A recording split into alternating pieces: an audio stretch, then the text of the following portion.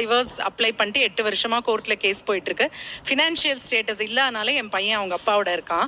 இப்போ 8 வருஷம் கழித்து எனக்கு டிவோர்ஸ் ஆர்டர் வரப்போகுது சார். இப்போ நான் வந்து அவங்க இருக்கிற ஏரியாவுக்கு எங்கள் அம்மா வீட்டிலேருந்து வந்திருக்கேன் சார். என் பையன் லாயர் சார், சின்னவன் என் வீட்டுக்கு வரான் சார். என்னை தப்பாக நினைக்கிறாங்க சார். ஏன்னா மற்றவங்களுக்கு அவன் என் பையன் தெரியாது. ஏன்னா 8 வருஷத்தில் வளர்ந்துட்டான், பெத்த பிள்ளை சார்.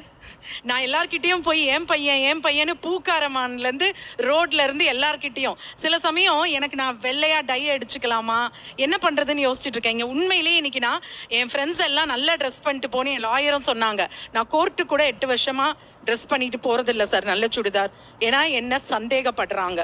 டிவோர்ஸ் அப்ளை பண்ண ஒரே காரணத்துக்காக என் அம்மா அப்பா சிப்ளிங்ஸ் எல்லாரும் என்ன சந்தேகப்படுறாங்க. நானும் எனக்கும் நிறைய திறமை இருக்குது சார். அன்றைக்கி MBBS ஜாயின் பண்ணியிருந்தேன்னா டாக்டராக இருப்பேன். 28 வருஷம் கழித்து வந்ததுனால இன்னைக்கு கோர்ஸ் கேட்டு முடிஞ்சு சார் மெயின்டெனன்ஸ் அவர் சொன்னார். என்ன சார் என் புருஷன் அவ்வளோ வசதி சார், 3 கோடி கொடுத்தா கூட என் ஹெல்த்து, என் வாழ்க்கை, என் கெரியர் திரும்ப வருமா சார்? இவ்வளோ தெரிஞ்சும் என் ஹஸ்பண்ட் இன்னும் கோர்ட்டில் வந்து நான் அவளுக்கு 10,000 ரூபாய் தான் கொடுப்பேன்னு போன வாரம் டொமஸ்டிக் வயலன்ஸில் சொல்கிறார் சார். நான் டொமஸ்டிக் வயலன்ஸே போடல சார். அவர் என்னை பழி வாங்குறதுனால எல்லாமே என் லாயர்ஸ் இப்போ கூட நான் சொல்வேன் எனக்கு வேண்டாம், பயமாக இருக்குது அவர்கிட்ட முன்னையே வேணாம் சார்.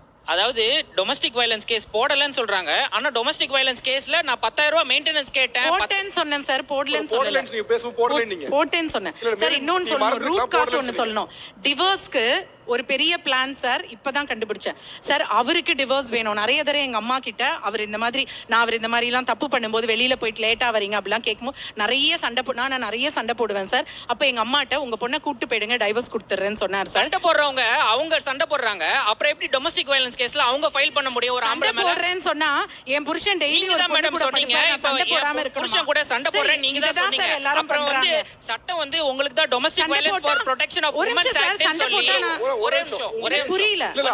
ஒரே நிமிஷம் கேள்வி நான் உங்களுக்கு புரியல. சண்டைன்றது சாதா சண்டை தானே? ஒரே நிமிஷம். இல்ல சாதாரண சண்டை நீங்க சொல்றீங்க மேடம். ப்ரொடெக்ஷன் ஆஃப் வுமன்ஸ், உங்களுக்கு என்ன என் லைஃப பத்தி தெரியும்? இல்ல தெரியாது. நீங்க சொல்றத வச்சு தான் நான் சொல்றேன். நீங்க வந்து சண்டை போட்டேன்னு நீங்க சொன்னீங்க.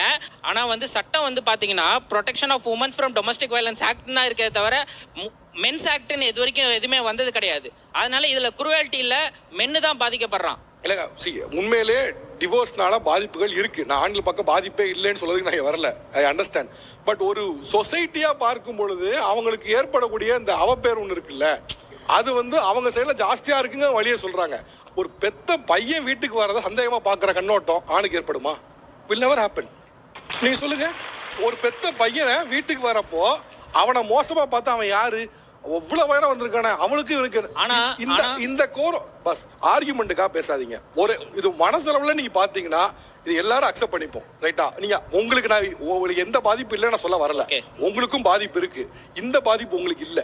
ஆனா எங்களுக்கு என்ன பாதிப்பு இருக்குன்றத நான் முதல்ல இத அக்செப்ட் பண்ணுங்க, அடுத்து நீங்க சொல்லுங்க. இல்ல அது அக்செப்ட் பண்ண முடியாது சார், அக்செப்ட் பண்ண முடியாது. அதுக்கு நான் கவுண்டர் பண்றேன். என்னன்னா ஈவன் லேடிஸ் உமன்ஸ் எல்லாம் என்ன தெரியுமா பண்றாங்க? அப்பாவை வந்து தப்பான ப்ரொஜெக்ஷன்ல வந்து வளர்க்குறாங்க. அதாவது உங்க அப்பா வந்து குடிக்காரன், உங்க அப்பா வந்து பொம்பளை பொறுக்கி, உங்க அப்பா வந்து நிறைய பொண்ணுங்களோட போறான், இல்லீகல் தொடர்பு இருக்கு அப்படின்னு சொல்லி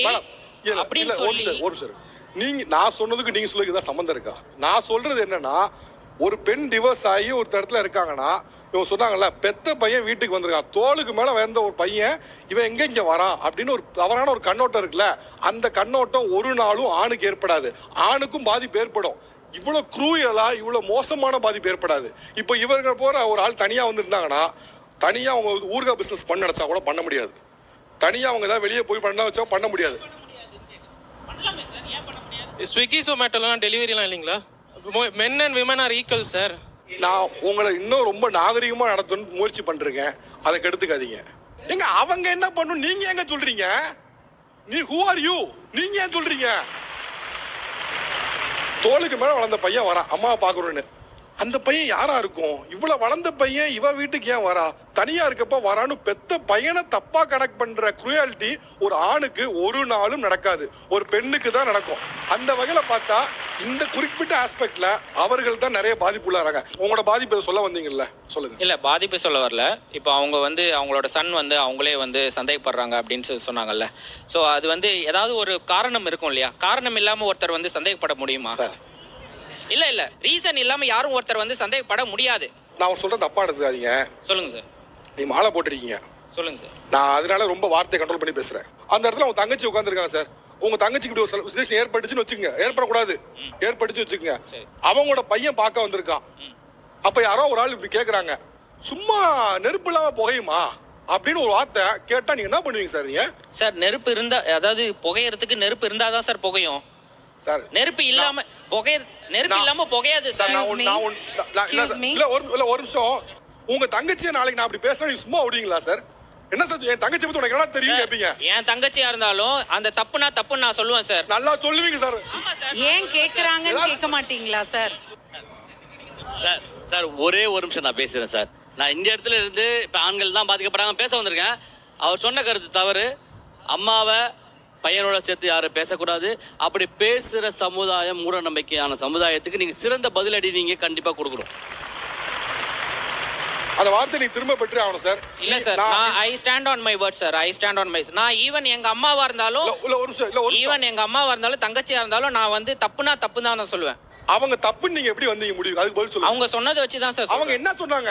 அவங்க வந்து அவங்க பையனே சந்தேகப்படுறான்றாங்கல்ல சார். அந்த விஷயத்தையே இங்க நான் ஏன் கொண்டு வந்தேன்னா, இந்த மாதிரி என்ன சொசைட்டி பாக்குது, நான் பாதிக்கப்பட்டிருக்கேன்னு சொன்னேன், அவ்வளவுதான் தம்பி. the reason is divorce. Okay boss, வார்த்தை திரும்ப பெறணும். நான் தனியா வாழறதுனால தான் தம்பி. இல்ல சார், அவங்க சொன்ன வார்த்தைக்கு அவங்க சொன்னது வந்து எனக்கு நான் புரிஞ்சுக்கிட்டது வந்து அவங்க பையன் நீங்க புரிஞ்சுக்கிட்டது அல்ல. இங்க இருக்கவங்க எல்லாருக்கும் காது கேட்கும், எல்லாத்துக்கும் தமிழ் தெரியும். சரியா? நீங்க பேசின வார்த்தையை திரும்ப பெறுங்க, இல்லைன்னா நீங்க வெளியே கிளம்புங்க. I will not allow this. அவ்வளவு ஈஸியா நீங்க கேரக்டர் அசோசியேட் பண்ணிட்டு ஒரு ஸ்டேஜ்ல உட்கார வைக்க முடியாது சார். தப்பா எடுத்துக்காதீங்க, வெளியே போலாம். ஆக்சுவலி நான் உங்களுக்கு ரொம்ப ரொம்ப ரொம்ப ரொம்ப ரொம்ப நன்றி சொல்றேன். நாங்க கண்ணுக்கு பின்னாடி நடந்துகிட்டு இருந்தோம்ல நெருப்பு குழிக்குள்ளார, நீங்க இப்ப அதெல்லாம் எங்களுக்கு ப்ரூஃப் பண்ணிருக்கீங்க. ஃபர்ஸ்ட் வந்து ஃபினான்ஷியல் ஸ்ட்ரெயின். அவங்க வந்து திரும்ப